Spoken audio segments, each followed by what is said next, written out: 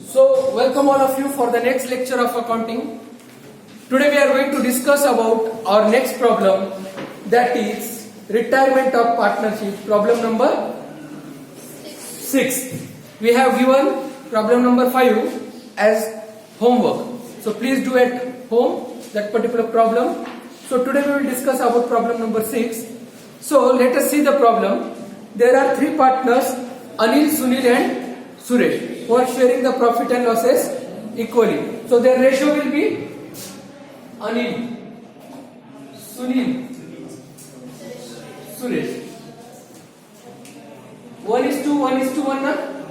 Equal म्हणजे 1/3, 1/3, 1/3. Is it okay? So let us see the adjustments. There is an adjustment for land and building. Tick mark it.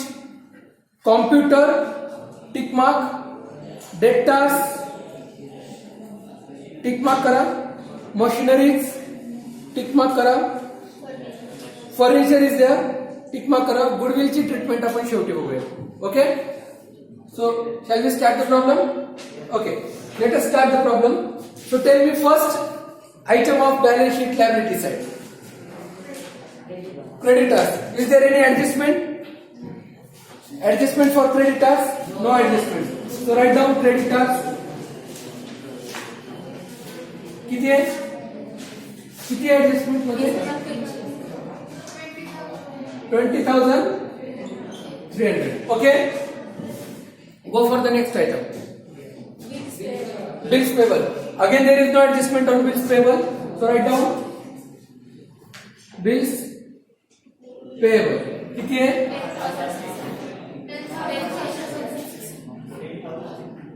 Next,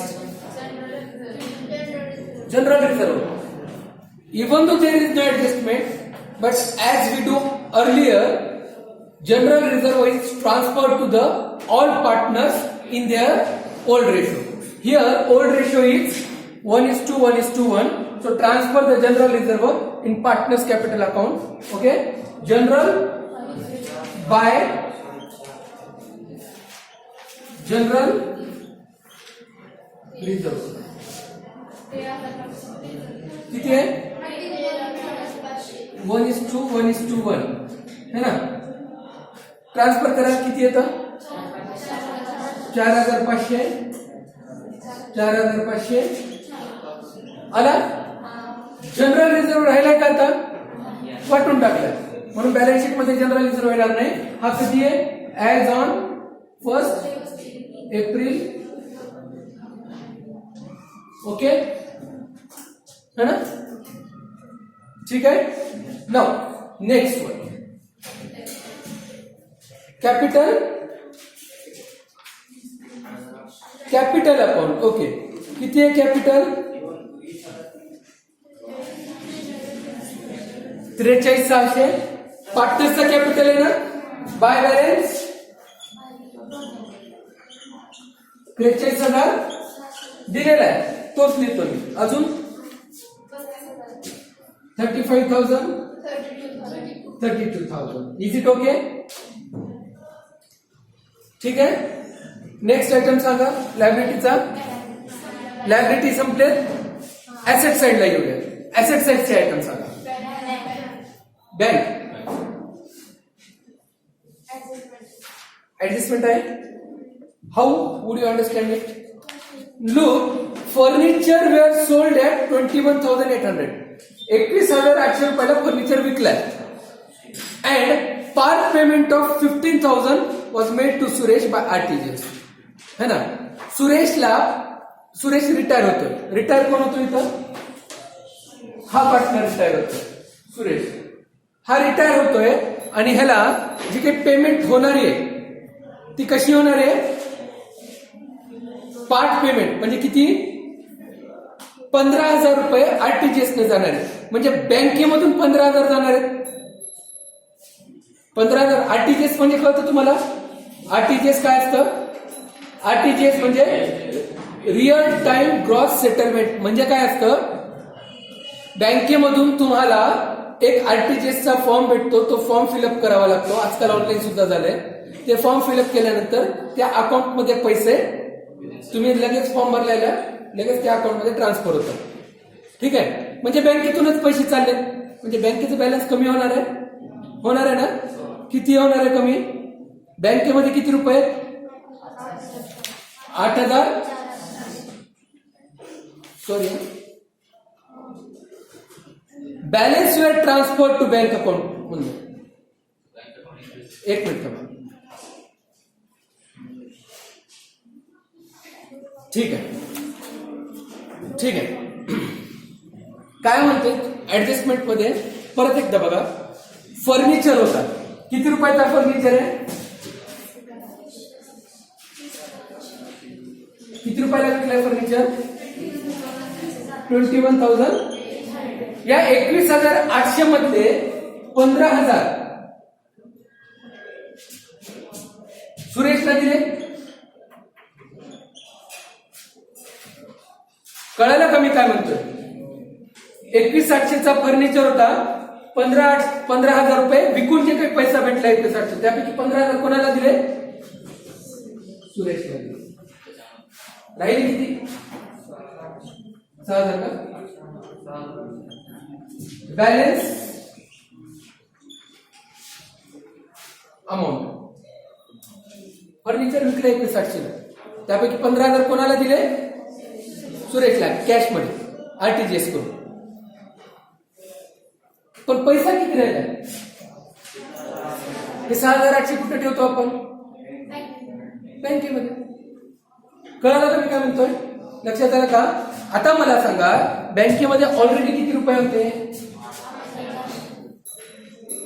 8,400. अजून किती आले? Total किती झाले? 15,000. कळालं का? बघा ऍडजस्टमेंट वाचा. ते काय झालं? ते सुरेश रिटायर होत होता. म्हणलं अरे सुरेश तू रिटायर होतोय, ते म्हणलं माझे जे काही पैसे बनतात ते पैसे मला कसं करा? पे करा.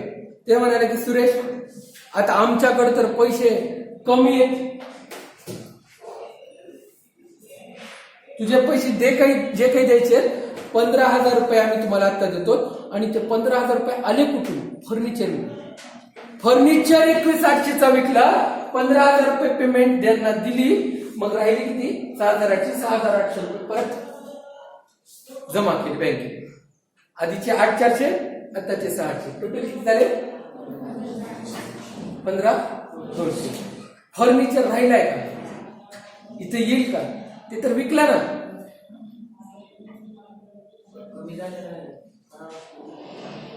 कमी केलं ना, गेलंच ना, मग कमीच करून टाकलं. इथे येणार आहे का फर्निचर? कळालं का?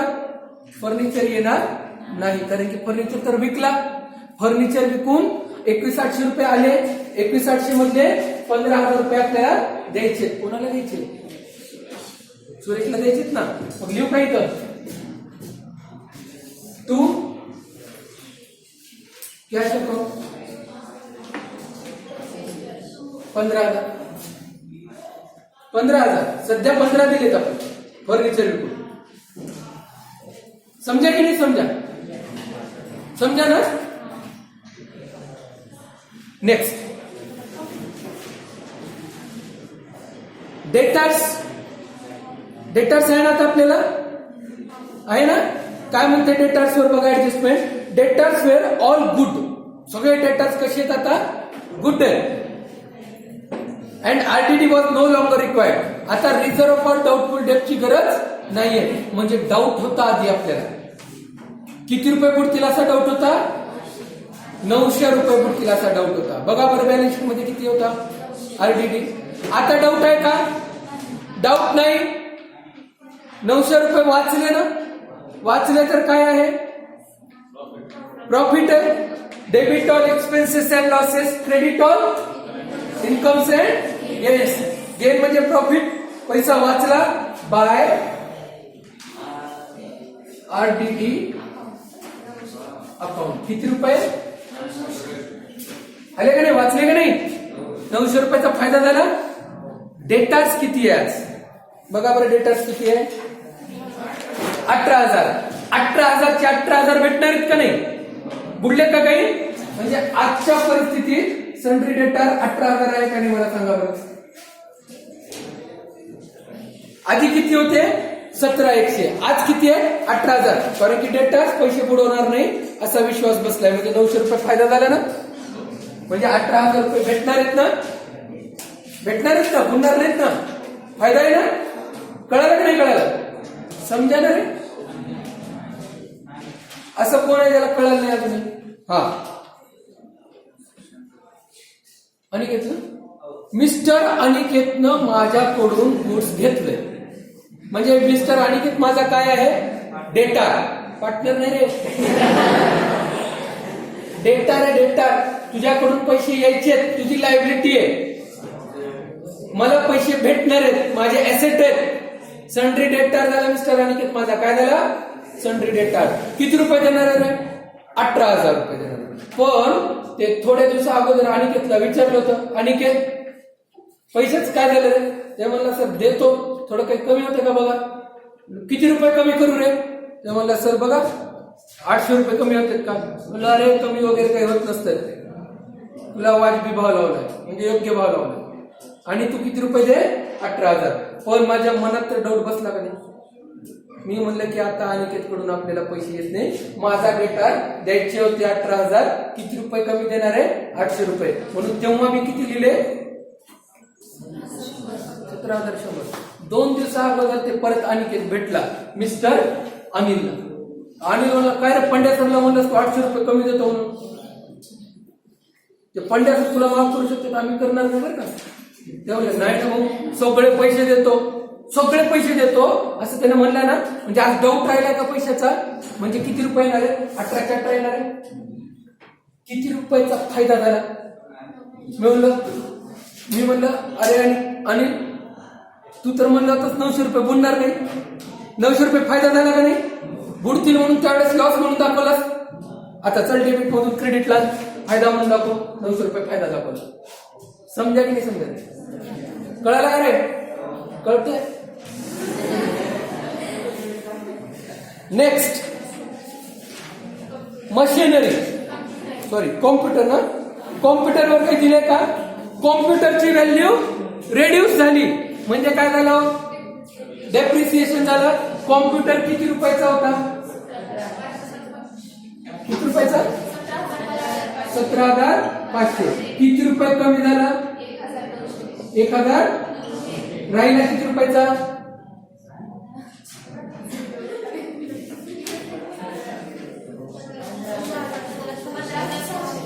15,919 रुपये ना. 1900 रुपयाचं नुकसान झालं की नाही? डेबिट ऑल एक्सपेन्सेस म्हणजे डेबिट साईडला ना टू डेप्रिसिएशन ऑन कॉम्प्युटर. किती रुपये?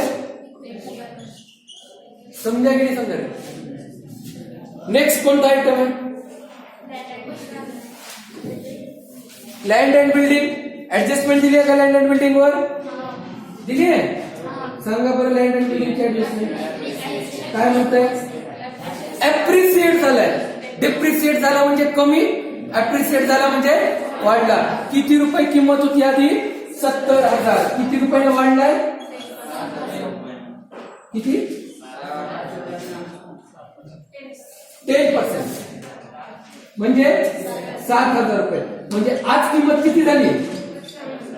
7,000 रुपयाचा फायदा झाला का नाही?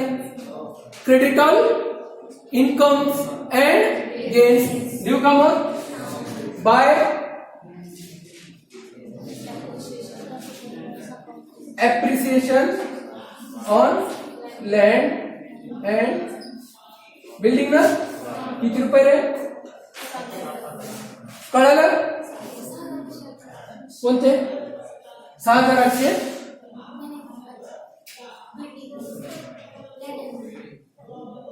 7,000 कसे आले? 10% म्हणले लँड अँड बिल्डिंग वर. प्रॉब्लेम मध्ये सांगितले 10% ऍप्रिसिएटेड. कशाचे 10%? बिल्डिंगचे. 10% वाढ झाली म्हणजे कशाच्या? 70,000च्या 10% म्हणजे 7,000. समजा की नाही समजा? समजतं? आता काय राहिले? मशीनचं डिप्रिसिएशन नाही सांगितलं, डायरेक्ट व्हॅल्यू दिली आहे. फरक आहे. मशीनची व्हॅल्यू काढली. मशीन आधी किती रुपयाची होती रे?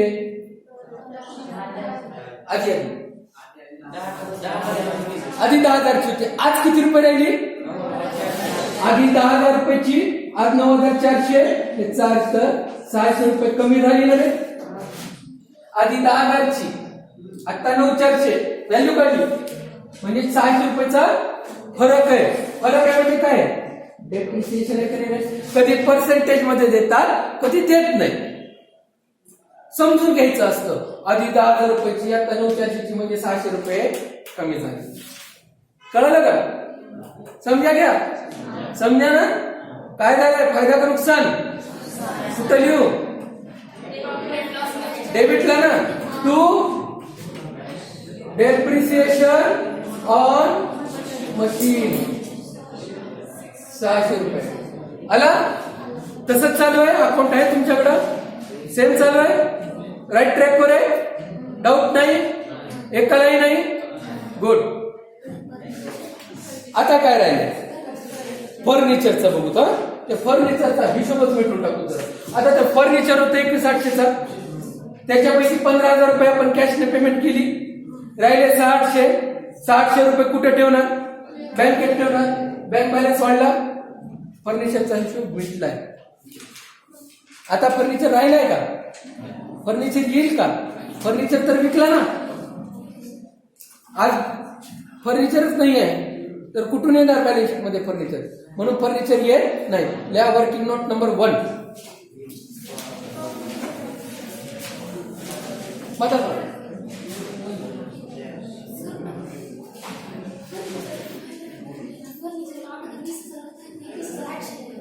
सांगतो. Furniture of ₹20,000. लिहा. Furniture of ₹20,000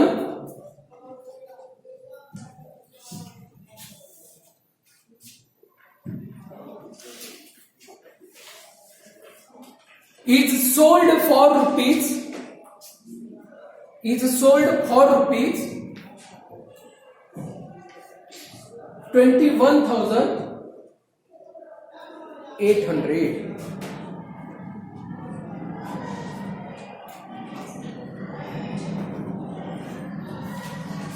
Next level.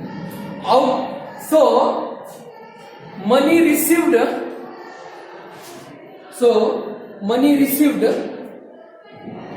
₹21,800. मानतात का नाही मानतात? फर्निचर 21,800 विकलं तर 21,800 आले. आता हे फर्निचर होतं, हे फर्निचर विकलं. आता आहे का? नाही ना. आता फर्निचर नाहीये. काय माझ्याकडे फर्निचरच्या बदल्यात 21,800 मधले 15,000 रुपये मी काढणार आहे आणि म्हणलं मिस्टर सुरेश हे 15,000 तुझ्या खात्यात टाकतोय. तुझं खाता नंबर तर सांग रे. अकाउंट नंबर सुरेशनं दिला आणि सुरेशच्या अकाउंट मध्ये 15,000 टाकले.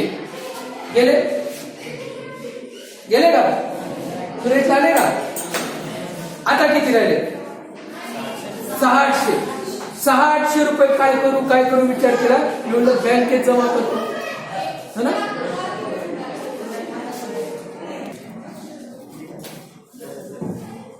सो किती होते रे माझ्या हातात? 6,800 है ना. 21,800 पैकी 15,000 तर गेले. 600 रुपये डेंजरस आहे हातात ठेवणं. मी कुठे ठेवणार? ते घेऊन गेले मी बँकेत. काय राहिलं? आधी किती होते, आता किती आहे? आता किती झाले? हातात काही आहे का? नाही. फर्निचर दिसायले का? ते तर घेऊन गेलं ना. फर्निचर येणार का?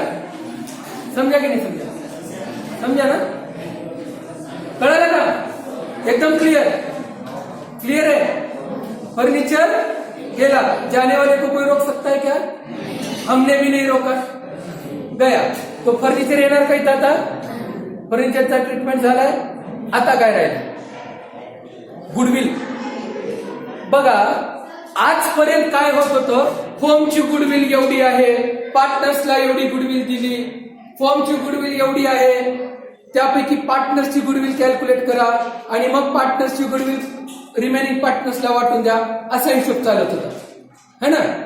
आता काय म्हणले बघा, goodwill of the firm valued 16,500.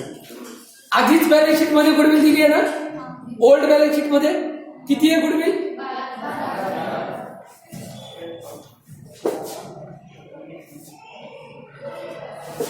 बघा,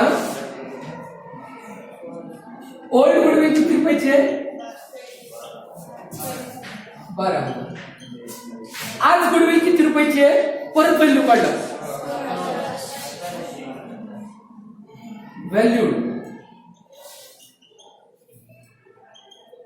16,000 आणि काय म्हणते बघा, व्हॅल्यू 16,500. आता ह्या गुडविलचा जर रेशो बघितला, 12,000 होते किंमत. आज गुडविलची किंमत काढली तर किती रुपये? म्हणजे 1 एप्रिल 2019 ला गुडविल किती रुपयाची आहे?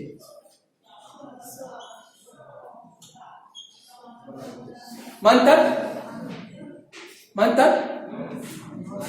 गुडविल किती होती?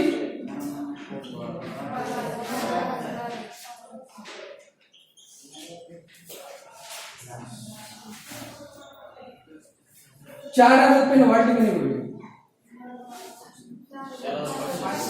लक्ष का नाही बघत? 4,500 वाढले का नाही गुडविल? म्हणजे काय झाला? वाढला. फरक काय पडतो? जी वाढलेली गुडविल आहे ती goodwill old partners old ratio मध्ये वाटून घेतील.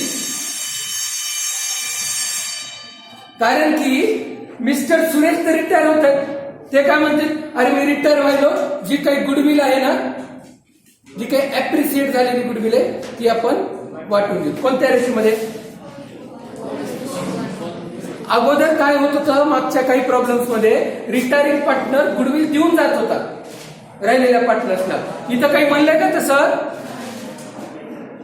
म्हणलं नाहीये, बरोबर आहे. म्हणून फक्त गुडविल अप्रिशिएट केलेली फक्त वाटून घेणार बाय गुडविल. किती? 4,500. कोणत्या रेशोमध्ये? किती आला बघा बरं, आला का? बरोबर आहे. कितवा प्रॉब्लेम आपला? 6वा ना.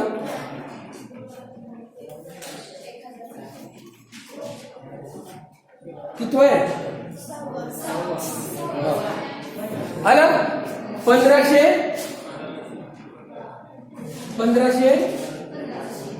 कुठून आले? 1500 राहिली 4,500 गुडविल एक्स्ट्राची, तेवढेच वाटून घे.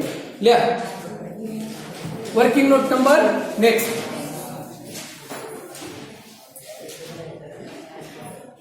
The goodwill of the firm was ₹12,000. The goodwill of the firm was ₹12,000. But after the valuation of goodwill,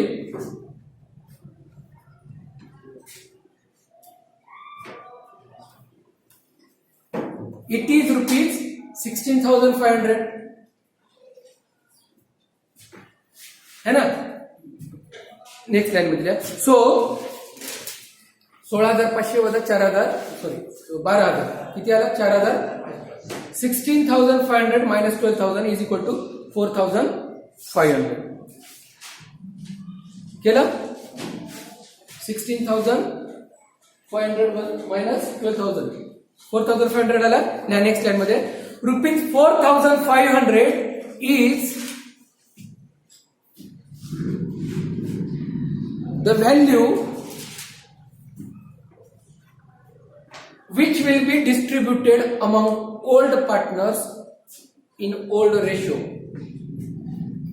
which will be distributed among old partners in old ratio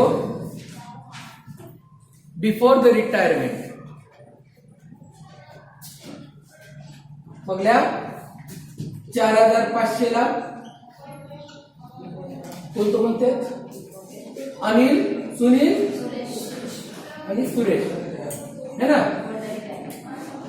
4500 1/3, 4500 1/3, 4500 1/3, 1500 1500 1500. झाली सगळी ट्रीटमेंट. सगळ्या ट्रीटमेंट झाल्या. Account close करा. Profit सांगा चला लवकर. Profit आहे का लॉस आहे रिव्हॅल्युएशनचा मला.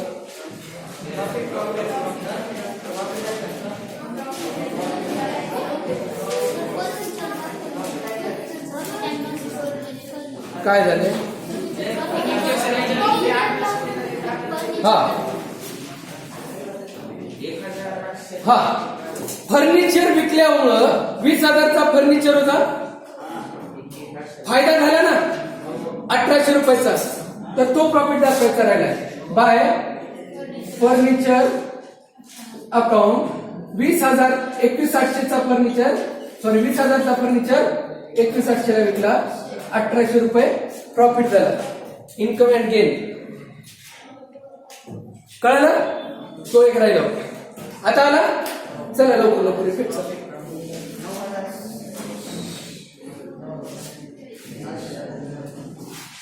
किती आलाय.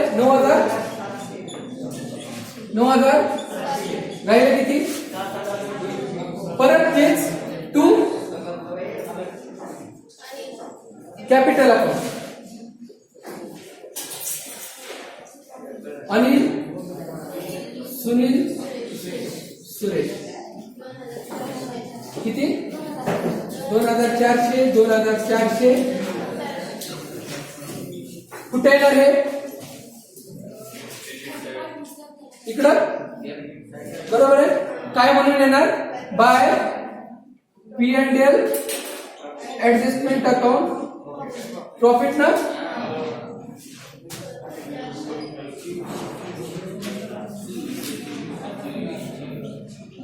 अजून काही राहिले का. आता सांगा किती अमाऊंट द्यायची राहिली आहे त्या मिस्टर सुरेशला.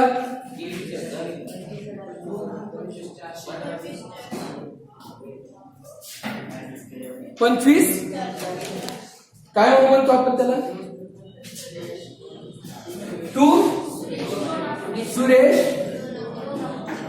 लोन अकाउंट ना किती. हे कुठून आला.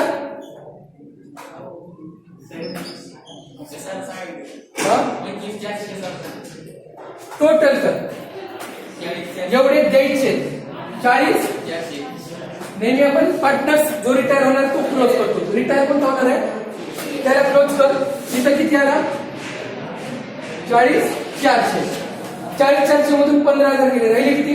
25,400 अजून द्यायचे. पण ते कधी देणार. भविष्यात लोन म्हणून आला. आता सुनीलचा अकाउंट क्लोज करा. किती. 43. किती रुपये राहिले. 43,400. बॅलन्सिंग फिगर ना. काय म्हणून